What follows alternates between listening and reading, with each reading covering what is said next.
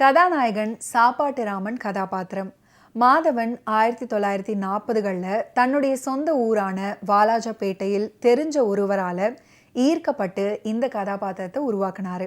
1970 8-15 வெளியான ராமன் எத்தனை ராமனடி வெள்ளி விழா கண்ட வெற்றி திரைப்படம்.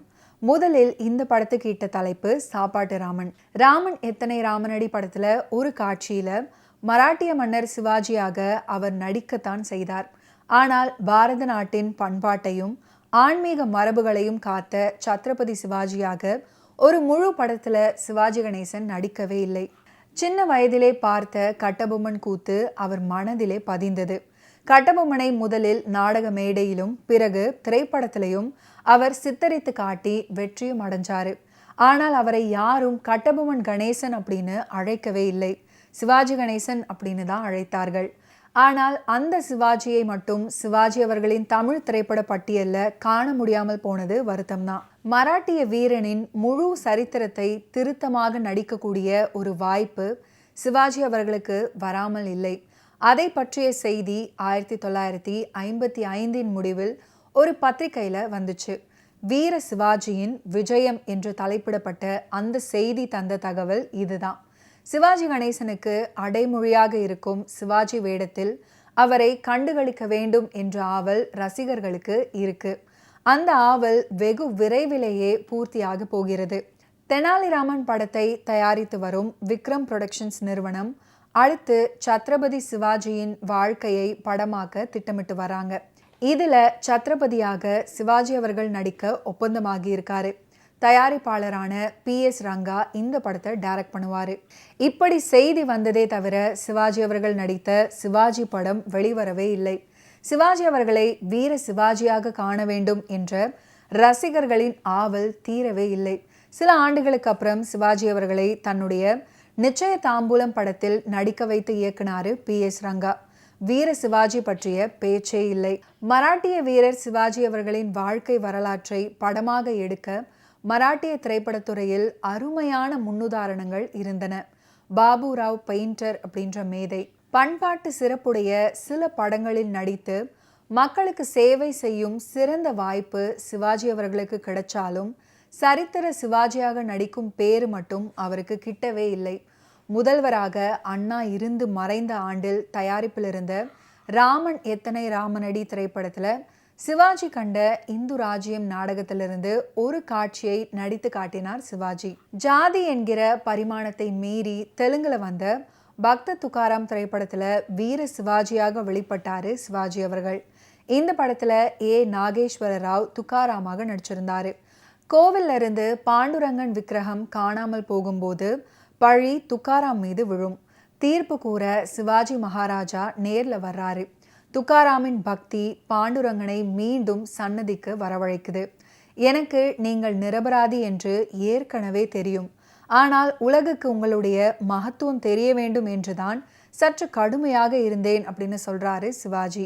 என்னுடைய மாங்கல்யம் காப்பாற்றப்பட்டது என்று கூறும் துக்காராமின் மனைவியிடம் காப்பாற்றப்பட்டது உங்களுடைய மாங்கல்யம் மட்டுமல்லாமா, இந்து சமயத்தின் புகழ் இமயம் வரை வளர்ந்திருக்கிறது அப்படின்னு சொல்றாரு சிவாஜி. இந்த வகையில் வீர சிவாஜியாக நடித்தவரும் நம்முடைய சிவாஜி தான்.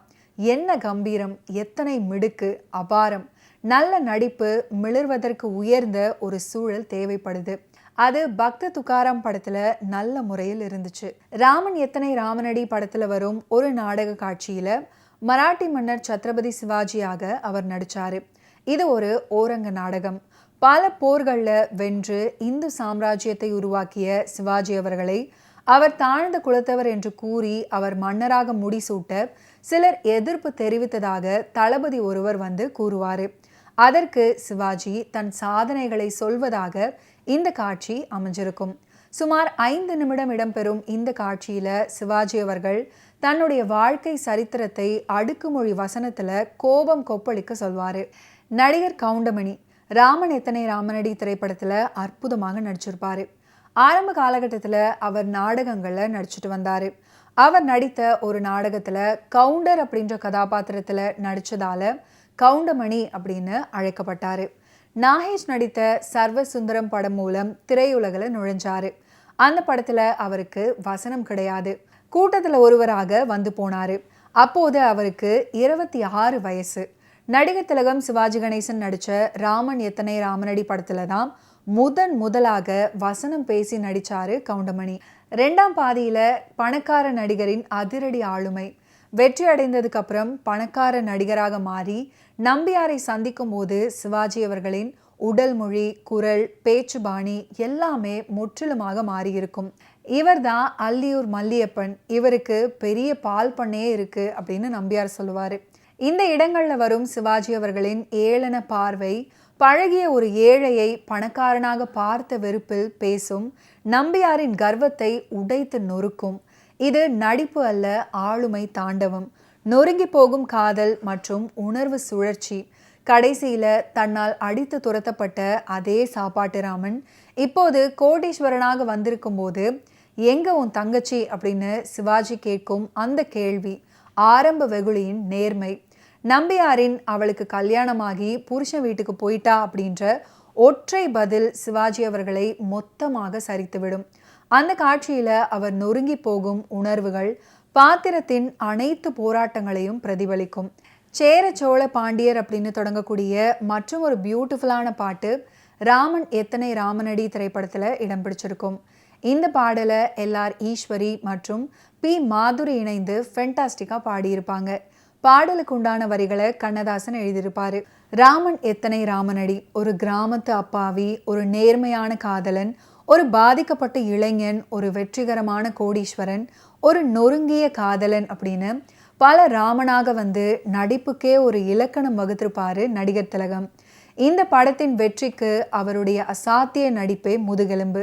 ஓகே வியூவர்ஸ், இன்னைக்கு நிகழ்ச்சியில நடிகர் திலகம் சிவாஜி கணேசன் அவர்களுடைய ஃபிலிம் கெரியரில் நடந்த பல இன்ட்ரெஸ்டிங்கான விஷயங்களை நீங்கள் பார்த்து தெரிஞ்சிருப்பீங்க. மீண்டும் அடுத்தடுத்த எபிசோட்ஸில் சந்திப்போம். நன்றி, வணக்கம்.